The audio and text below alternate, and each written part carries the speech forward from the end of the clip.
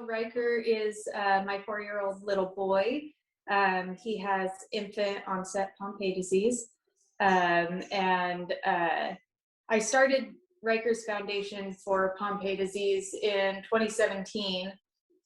Shortly after he was diagnosed, I wanted to advocate for newborn screening and spread awareness because nobody that I talked to had ever even heard of Pompe disease. So I started there and then kind of built from there and went into donating to research and supporting other families and reaching out to people who can advocate in their states and try to get newborn screening passed in different states. So Pompe disease was passed in 2018. That's when they started screening, and he was born in 2016. So that was what inspired me to really start the foundation, because he was very sick when he was diagnosed. He was really, really sick. And I just wanted to know why this disease that has a treatment and gives kids better outcomes, why that wasn't on our newborn screening. It was really frustrating to me.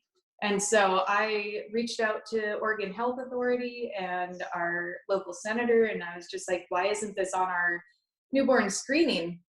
And at the time they were actually working on it, but it had been denied several years prior. And so this huge amount of time had gone by, years, where they hadn't been doing any screening for Pompe disease.